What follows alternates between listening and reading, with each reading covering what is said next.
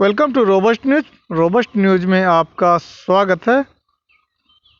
बंगाल के समाज के सामूहिक विवेक ने भी उस खतरे को पहचाना जिसका नाम भाजपा है।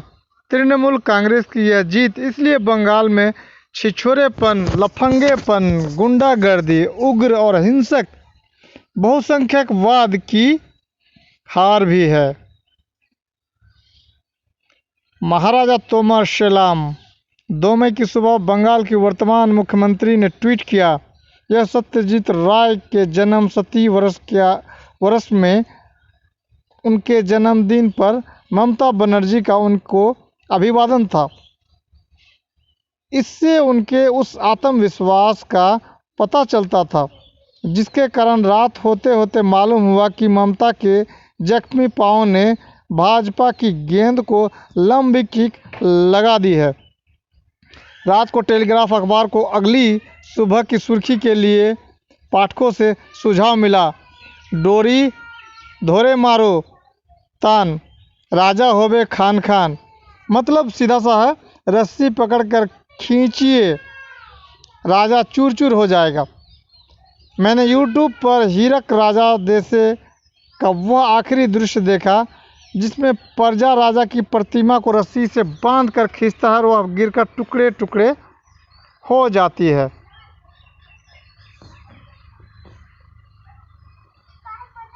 बंगाल ने सांसों के लिए लड़ते हुए भारत को ऑक्सीजन दिया है। बंगाल ने सांसों के लिए लड़ते हुए भारत को ऑक्सीजन दिया है। बंगाल ने भारत को बचा लिया। ममता बनर्जी ने बंगाल में अपनी जीत के बाद यह सादा सा वाक्य कहा, इससे बेहतर तरीके से बंगाल के चुनाव नतीजे के आशय को व्यक्त भी नहीं किया जा सकता था।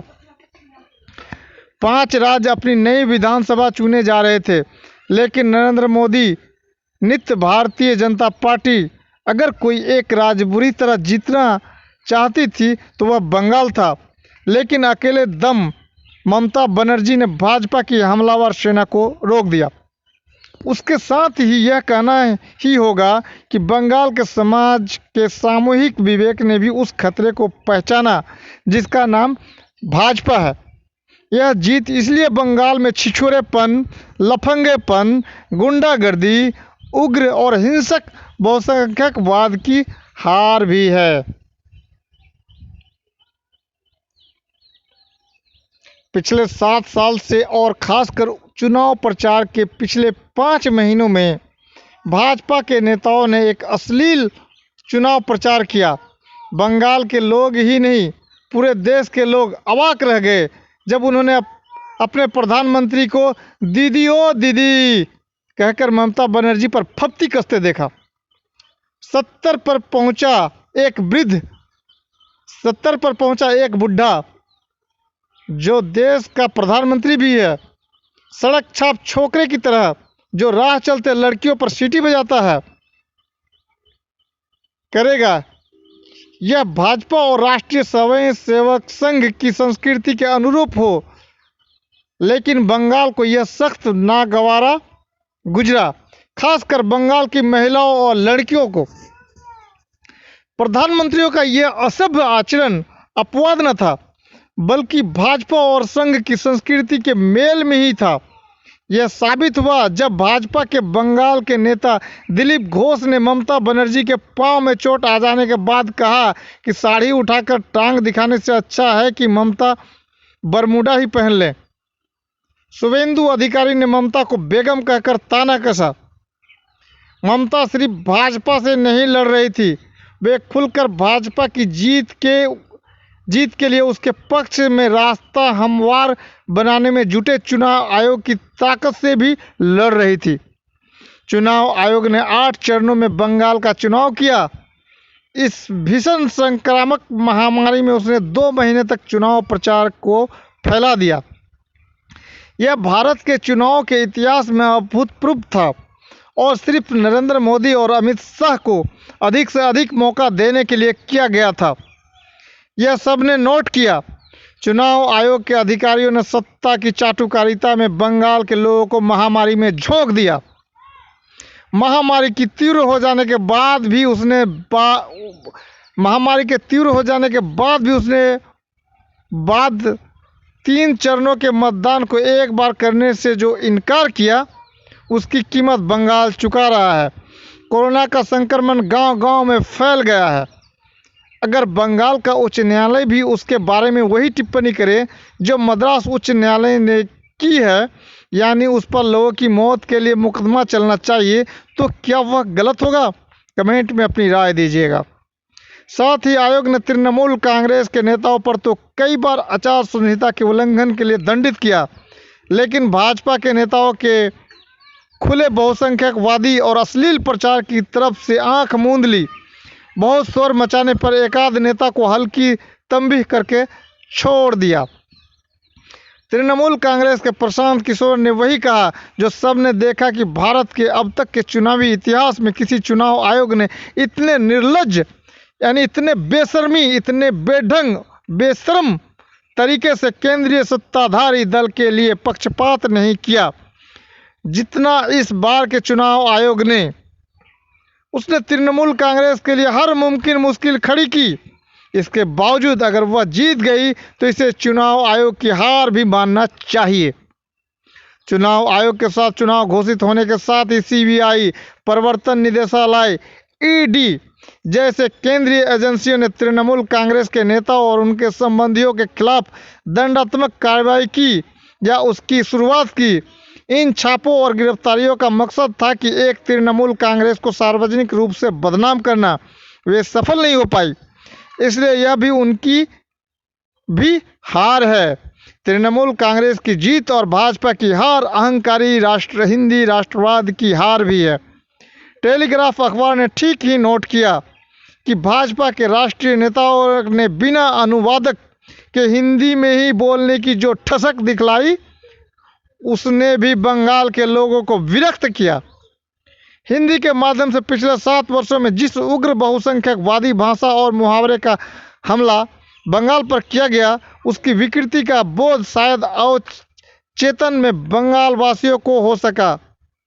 No Durga no Kali, only Ram and Bajrang Bali, जय श्री राम जैसे आक्रामक नारे और रामनवमी जुलूसों के सहारे बंगाल को बदल देने के षड्यंत्र को शायद हमले से ज़्यादा बंगाल के लोग समझ पा रहे थे। बंगाल में रोजी कमाने के लिए बिहार, पूर्वी उत्तर प्रदेश से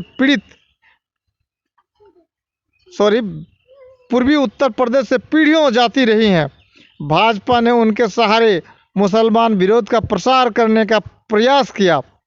हिंदी और बंगाल का रिश्ता भी पुराना है, बल्कि आज की हिंदी के लिए तब के कलकत्ता में प्रस्थान बिंदु का काम भी किया था। रविंद्रनाथ कबीर को संकलित करके बांग्ला में पहुंचाना जरूरी समझा था और क्षिति मोहन सेन ने संत परंपरा का अवगाहन किया था। जाहिर तौर पर वे जिस हिंदी से बांग्ला का ऊर्जा देना चाहते थे वह भिन्न थी। उसका आधार मानवीय प्रेम था और उसमें थी एक प्रकार की ब्रह्मांडीय चेतना की आकांक्षा। आश्चर्य नहीं कि हजारी प्रसाद द्विवेदी जैसे हिंदी के आचार्य को भी शांति निकेतन में दूसरे जन्म का एहसास हुआ। जिस छिछली और घमंड से भरी हिंदी में भाजपा बंगाल के लोगों को संबोधित कर रही थी, उससे बंगाल के लोगों में वितृष्णा पैदा होना स्वाभाविक था। बंगाल के एक मित्र ने कल के नतीजे के बाद कहा कि यह जितने तृणमूल कांग्रेस की जीत नहीं, उतनी भाजपा, विशेषकर उसके 2 नेताओं नरेंद्र मोदी और अमित शाह की हार है। अमित शाह ने 55 से अधिक और नरेंद्र मोदी ने 25 सभाएं की। जिस वक्त भारत को कोरोना वायरस अपनी गिरफ्त में ले रहा था, भारत के प्रधानमंत्री और गृह मंत्री की पूरी ऊर्जा, समय और ध्यान बंगाल की फतह पर था। चारों तरफ से जब भीड़ में जाने से लोगों को सावधान किया जा रहा था, बिना मास्क के नरेंद्र मोदी भारी भीड़ जमा देखकर अपनी पीठ ठोक रहे थे।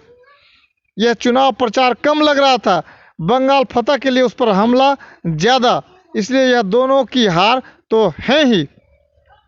यह लेकिन तृणमूल कांग्रेस खासकर ममता बनर्जी की जीत भी है। एक नितांत असमान युद्ध में अपने आप पर विश्वास रखते हुए वे अपनी पार्टी के कार्यकर्ताओं का हौसला भी बनाए रख सकी। जब एक एक कर उसके पुराने नेताओं को तोड़ लिया गया, उन्होंने नंदीग्राम से चुनाव लड़ने का ऐलान करके पार्टी में जोश भर दिया। जब सारे लोग कह रहे थे कि भाजपा ने ध्रुवीकरण कर दिया है, ममता इस यकीन पर टिकी रही कि ध्रुवीकरण अवश्य होगा, लेकिन हिंदू मुसलमानों का नहीं, धर्मनिरपेक्षता और सांप्रदायिकता के बीच। जनता की बड़ी आबादी जिसमें मुसलमान शामिल हैं, लेकिन बड़ी संख्या में हिंदू भी बहुसंख्यकवाद के खिलाफ एकजुट या ध्रुवीकृत हुए। इसमें कोई शक नहीं कि बंगाल की तृणमूल कांग्रेस सरकार के जन कल्याणकारी कार्यक्रमों ने उसके लिए एक आधार बनाए रखा था, लेकिन यह चुनाव पूरी तरह विचारधारात्मक था। किसी भी क्षण ममता बनर्जी ने अपने कठोर धर्मनिरपेक्ष रूप में नरमी नहीं दिखलाई। उन्होंने चंडी पाठ किया, मंदिर में गई, लेकिन अल्पसंख्यकों से अपनी सहानुभूति पर पर्दा डालने का कोई प्रयास नहीं किया। बंगाली समाज में सबकी बराबर भागीदारी होगी, मुसलमान द्वितीय दर्जे पर नहीं धकेले जा सकते, यह वो पूरे जोर लगाकर बोलती ही नहीं। ममता के इस रुख ने बंगाल के सब जन को, और उसका मतलब साक्षर नहीं है, भरोसा दिया, और बदले में उन्होंने ममता बनर्जी पर भरोसा जतलाया। भाजपा के एक सांसद ने चुनाव नतीजे एक बाद गैर बंगाली हिंदुओं को डराने की दयनीय कोशिश की। उन्होंने इस चुनाव नतीजे को धर्मनिरपेक्ष जनमत पर अल्पसंख्यक वीटो कहकर उन पर हिंदुओं को धुतकारा, जिन्होंने तृणमूल कांग्रेस के पक्ष में मतदान किया। तृणमूल कांग्रेस की जीत बंगाली व्यापी है। 213 विधानसभा क्षेत्रों में मुसलमान निर्णायक नहीं है। इन क्षेत्रों में जिन हिंदुओं ने तृणमूल कांग्रेस को मत दिया, वोट दिया, उन्हें देखने से इनकार करना और फिर हिंदुओं में एक मुसलमान भय, वही विषाक्त दिमाग पैदा करना चाहता है, जिसे बंगाल ने अभी खारिज कर दिया है। ममता बनर्जी पर आरोप है कि उन्होंने क्षेत्रीयतावाद का सहारा लिया, लेकिन ममता लगातार कहती रही कि यह चुनाव सिर्फ बंगाल के लिए नहीं, भारत के वर्तमान के लिए महत्वपूर्ण है। बंगाल का भाजपा से बचना भारत को वापस इंसानियत को हासिल करने का साधन होगा, यह बार बार उन्होंने कहा। इसलिए वह संघीय विवेक की रक्षा की बात कर रही थी और राष्ट्रवाद के नाम पर हिंदी विस्तारवाद और केंद्रीयकरण का विरोध कर रही थी। केरल और तमिलनाडु ने भी इस विस्तारवाद की पराजय हुई और यह भारत के लिए शुभ है।